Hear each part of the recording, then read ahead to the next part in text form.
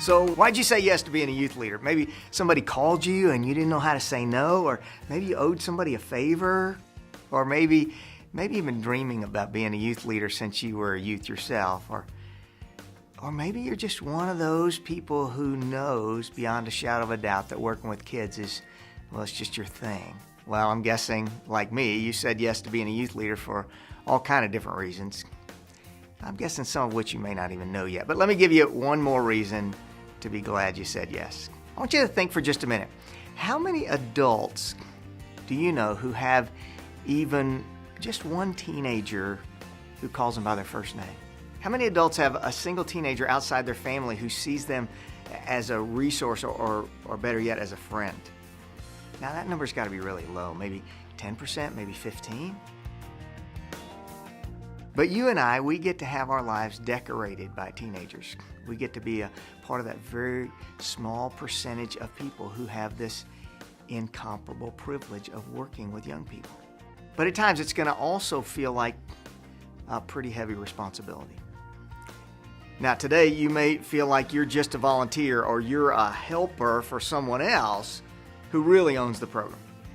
Now we want to be clear from the very outset that though you aren't the one being paid for what's happening in this ministry, you are still in ministry.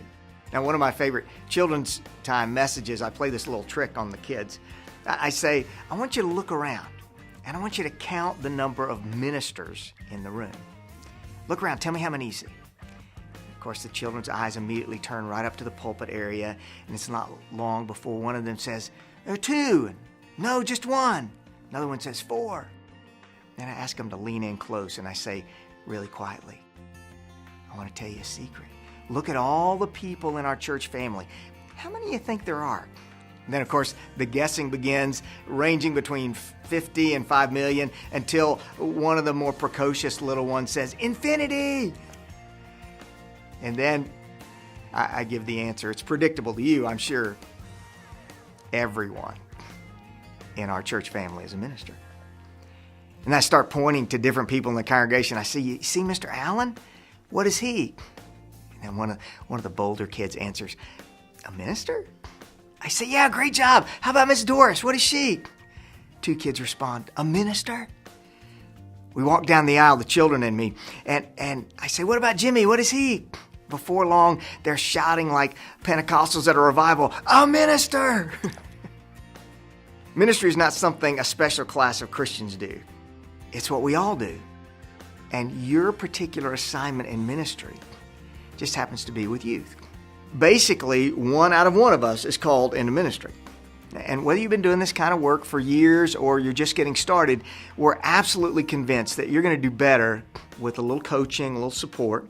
This work is really just too important and really too unpredictable to leave to chance. So periodically throughout this year, you'll be getting an email from the trainer of your church, probably the youth pastor or one of the key leaders. And in the email, you'll be invited to watch a quick video like this one. You'll get a few questions, and then it's really important that you're going to send your responses back to your trainer. And in these sessions, you'll hear from one of us on our Ministry Architects team. You may hear from me or Jeff Dunrankin or Melissa Rao. We've had the privilege of working with lots of different churches. And part of what we've been able to discover are some really key big ideas that every volunteer needs to know working with young people. Here's the great news.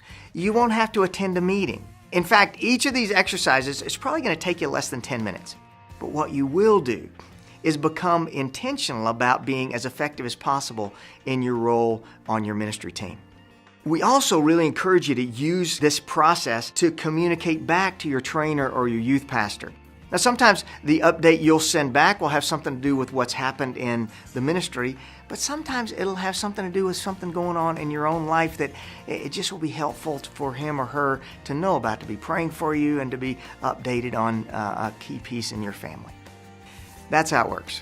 You'll just open the email, read a little introduction from your trainer or youth pastor, then you'll watch the video.